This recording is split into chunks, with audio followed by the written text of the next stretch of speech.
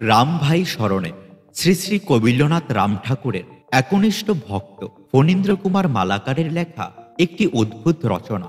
সেই বইটি থেকে আপনাদের বিভিন্ন সময়ে আমাদের চ্যানেলে পাঠ করে শুনিয়েছি। আজ আমরা সেই বইটির একেবারে অন্তিম অধ্যায়ে এসে উপনীত হয়েছি। লেখক ফণীন্দ্র মালাকার ঠাকুরের সঙ্গ লাভ করেছিলেন বহু বৎসর ধরে। সেই সব অভিজ্ঞতা ও ঠাকুরের মুখনিসৃত ঘটনাবলী তিনি লিপিবদ্ধ করে রেখেছিলেন সেই বইটিতে আমাদেরই জন্যে। আজ আমরা জানব ঠাকুরের কৌশিকী আশ্রমের বিভিন্ন লীলার কথা ঠাকুরেরই শ্রীমুখ থেকে। তো ভিডিওটি একদমই স্কিপ না করে সম্পূর্ণটি দেখবেন। আর আপনি যদি এখনো আমাদের চ্যানেল সাবস্ক্রাইব না করে থাকেন, এখনই একবার আমাদের চ্যানেলটি সাবস্ক্রাইব করবেন আর কমেন্টে লিখবেন জয় রাম, জয় গোবিন্দ। ভিডিওটি ভালো লাগলে অবশ্যই একটি লাইক করে শেয়ার করবেন নিজের প্রিয় বন্ধুদের কাছে। চলুন শুরু করি আজকের এই ভিডিও। সমস্ত কন্টেন্ট কিন্তু গ্রহণ করলাম রামভাই স্মরণে বইটি থেকে, তাই ভিডিওর সমস্ত কৃতিত্ব অর্পণ করছি শ্রী শ্রী কবিল্যনাথ রাম ঠাকুরের রাতুল চরণে। 1348 সনের 14 বৈশাখ ঠাকুর আসাম লিডু হইতে শ্রী সত্যপ্রিয় দত্তকে সঙ্গে লইয়া আসিলেন। আসন্ন যুদ্ধের প্রাক্কালে ঠাকুরকে পাইয়া আমরা সকলে আশ্বস্ত হইলাম। 3-4 দিনের মধ্যে ঠাকুর আসিয়াছেন, চারদিকে প্রচার হইয়া পড়ল। আসন্ন যুদ্ধের ভয়ে নাম প্রার্থীরা ভিড় হইতে শুরু করিল। বহু দর্শনার্থী আসিয়া ঠাকুরের উপদেশ শুনিয়া যায়। এইভাবে মহানন্দে দিন অতিবাহিত হইতে লাগল। 8টি দিন পর দ্বিপহরে যাইয়া দেখিতে পাইলাম ঠাকুর জামা গায়ে দিয়া পা দুইখানা ঝুলাইয়া খাটের প্রান্তে বসিয়া আছেন। আমাকে দেখিয়া বলিলেন, যাও জামা গায়ে দিয়ে আসো, বেড়াইতে যামো। আমি জামা পরিয়া আসিলে ঠাকুর জুতা পায়ে না দিয়া রওনা হয়ে গেলেন। তালু ফাটা প্রচণ্ড রৌদ্র, তাই ছাতিহীন উত্তপ্ত বালু, তাই জুতাহীন। মনে মনে হাসিলাম। আমি অনুসরণ করলাম। আমাদের হাই স্কুলের নিকট সরকারি রাস্তায় যাইয়া ঠাকুর গতবারের ন্যায় আমার কাঁধে হাত রাখিলে আমিও আমার হাত ঠাকুরের কাঁধে রাখিয়া হাঁটিতে লাগিলাম। মনোযোগ দিয়া লক্ষ্য করিলাম সত্যি সত্যি হাঁটিতেছি নাকি শূন্যে উড়িয়া চলেছি, কিন্তু কিছুই বুঝিতে উঠিতে পারি নাই। 20-25 মিনিট চলিবার পর ঠাকুর হাঁটা বন্ধ করিয়া বলিলেন, ভীষণ গরম পড়েছে, চলো দিঘির পাড়ে ওই বটগাছটায় ছায়ায় বিশ্রাম নিব। দেখিলাম জগন্নাথ দিঘি। দক্ষিণ পাড়ের অগ্নিকোণে বটগাছের ছায়াতে আমরা বসলাম। কিয়ৎকাল পরে জিজ্ঞেস করলাম, নোয়াখালী শহরের ন্যায় ফেনী শহরও লোকগঞ্জনায় অতিষ্ঠ হয়ে ছেড়ে গিয়েছিলে নাকি? ঠাকুর, না, ফেনী জেলখানা নির্মাণ কার্য প্রায় শেষ হইয়া আসছে। সেই সময় গুরুদেবের নির্দিষ্ট স্থানে মিলিত হইতে যোগাযোগ করায় ফেনী ছাইরা গুরুজির সঙ্গে মিলিত হইলাম। প্রশ্ন, জেলখানার কর্ম সাকার রূপে কত বছর কাজ করেছিলে? ঠাকুর, বৎসর 2 হইব। প্রশ্ন, এরপর কৌশিকী আশ্রমে গমন করলে? ঠাকুর, না, গুরুজির সঙ্গে আমার 2 জন গুরু ভ্রাতা ছিলেন। গুরুজি আমারে নিয়া দক্ষিণ ভারতের সমস্ত তীর্থ পর্যটন শেষ কইরা হরিদ্বারে পৌঁছা আমাগরে বিশ্রাম নিতে বললেন। প্রশ্ন, হরিদ্বারে কতদিন বিশ্রাম নিয়েছ? ঠাকুর, মাত্র 2 দিন বিশ্রামের পর গুরুজি আমাগরে নিয়া দেবপ্রয়াগ হইয়া উত্তরকাশী গোমুখ তীর্থ দর্শন করাইলেন। পরে গুরুজির সঙ্গে মন্দাকিনী পার হইয়া কেদারনাথ দর্শন করলাম। প্রশ্ন, কেদারনাথে কি বিগ্রহ প্রতিষ্ঠিত? ঠাকুর, কেদারনাথে মহিষরূপী শিবের পৃষ্ঠভাগ প্রতিষ্ঠিত। শিব একদা মহিষ রূপ ধারণ করেছিলেন। প্রশ্ন, অতঃপর কৌশিকী আশ্রমে গমন করলে? ঠাকুর, না, অতঃপর গুরুজি আমাগরে নিয়া অলোকনন্দা পার হইয়া বদ্রীনাথ দর্শন করাইলেন। বদ্রীনাথ দর্শনের পর গুরুজি চলতে শুরু করলে জিজ্ঞেস করেছিলাম কোথায় চলেছি। গুরুজি জানাইলেন মানস সরোবরে। চলার বিরাম নাই। সারাদিন চলবার পর গুরুজি এক সরোবরের তীরে উপনীত হইয়া বললেন, এই মানস সরোবর। গুরুজি সহ আমরা মানস সরোবরে অবগাহন করেছি। 2 দিন থাইকা চলা শুরু করলেন।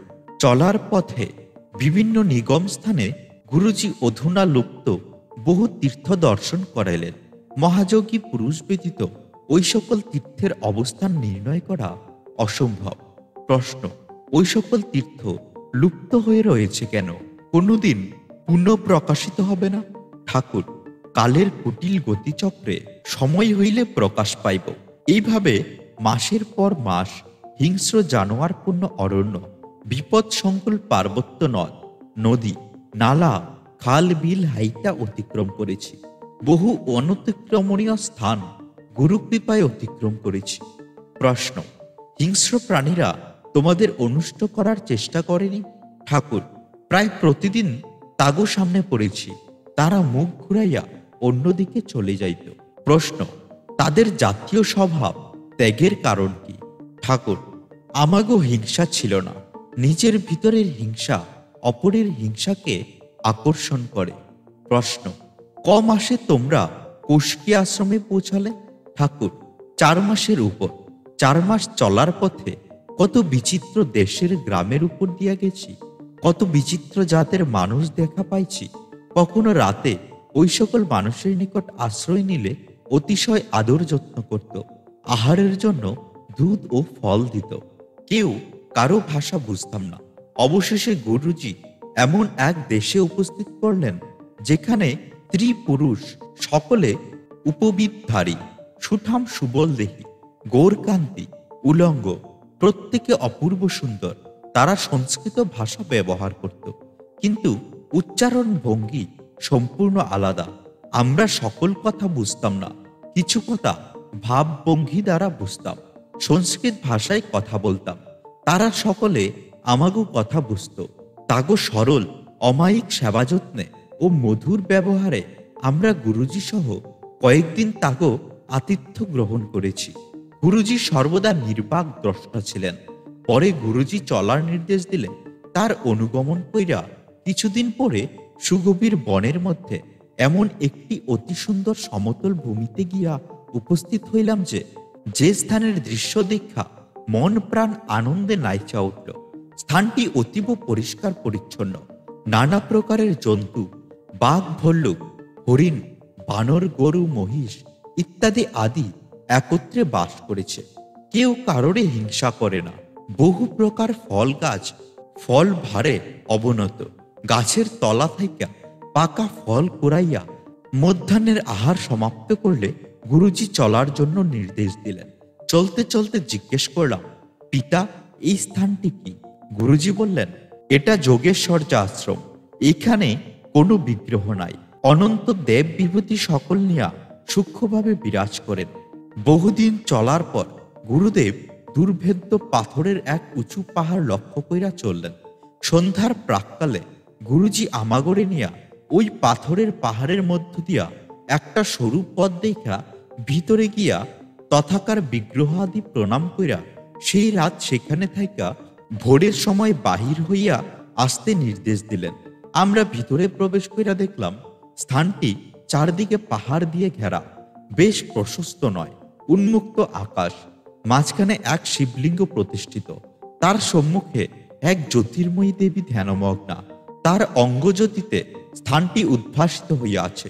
আমরা দেবদেবী প্রণাম কইরা অদূরে বৈশা পড়লাম। দেখলাম প্রহরে প্রহরে নানা দেবদেবী শূন্য থাইকা আবির্ভূত হইয়া পূজা দিয়া যান।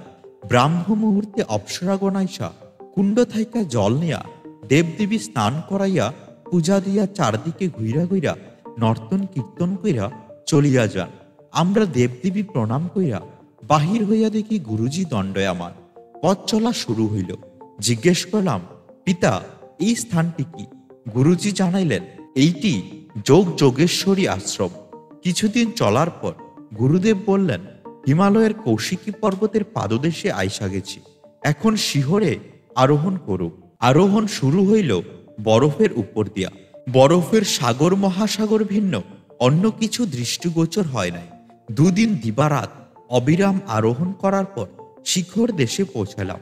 সেখানে কিছুদিন চলার পর গুরুজি একটি তুষরাবৃত গর্ত দেখাইয়া আমাগরে ওইটার ভিতর নাইমা যাইতে বললে আমরা নাইমা পড়ি। গুরুজিও নাইমা পড়লেন, কিন্তু অন্ধকারময় গর্ত এমন ঢালু যে বাধ্য হইয়া শুইয়া পড়লাম। শুইয়া পড়েছি কি গড়াইতে আরম্ভ করেছি। এইভাবে কত প্রহর গড়াইছি বলা সম্ভব নয়। এক সময় গরান বন্ধ হইয়া গেলে চক্ষু খুইলা দেখি খাদের অনতি দূরে কঠিন তুষারের উপর পইরা আছি।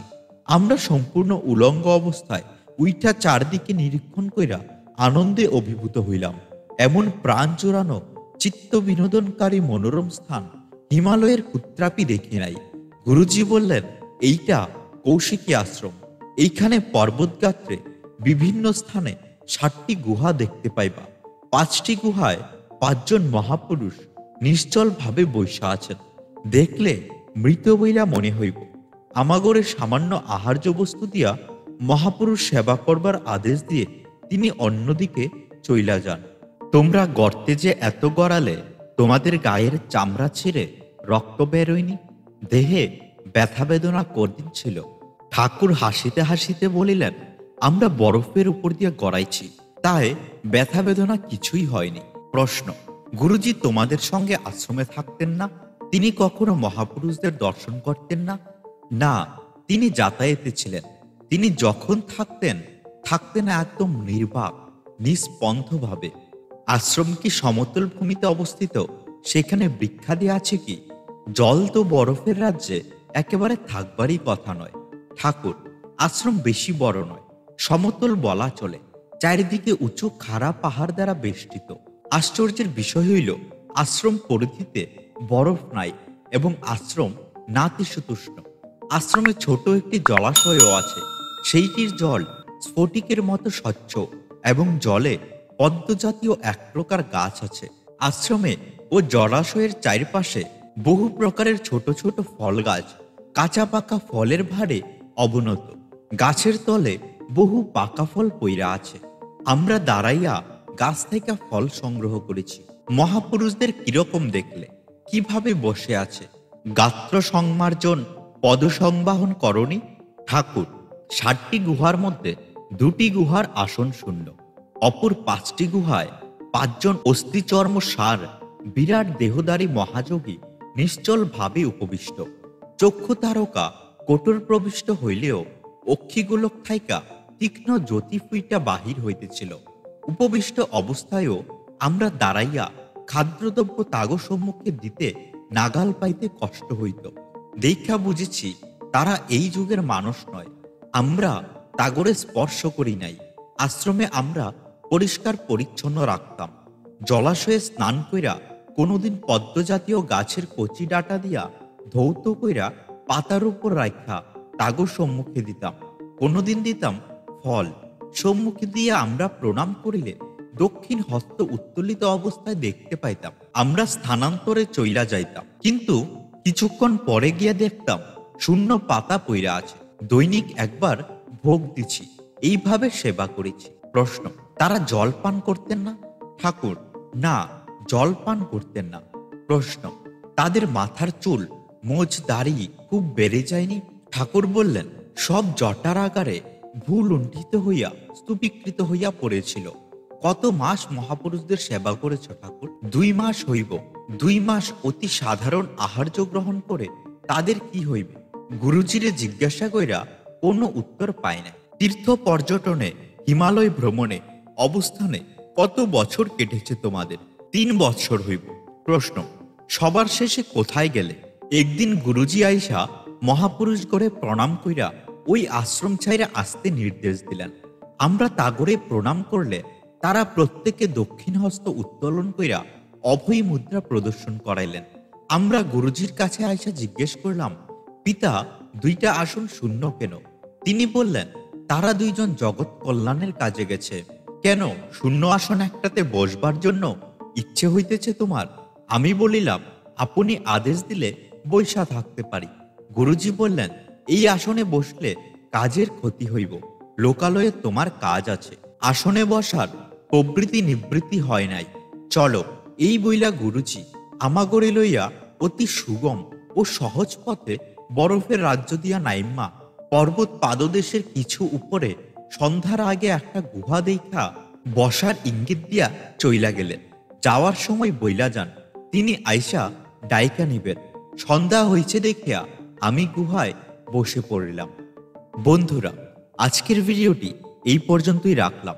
ভিডিওটি ভালো লাগলে অবশ্যই একটি লাইক করবেন আর কমেন্টে লিখবেন জয় রাম, জয় গোবিন্দ। দেখা হচ্ছে পরের ভিডিওতে।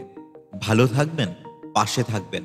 আর যদি এখনো আপনি আমাদের চ্যানেলটি সাবস্ক্রাইব না করে থাকেন, অবশ্যই একবার সাবস্ক্রাইব করবেন।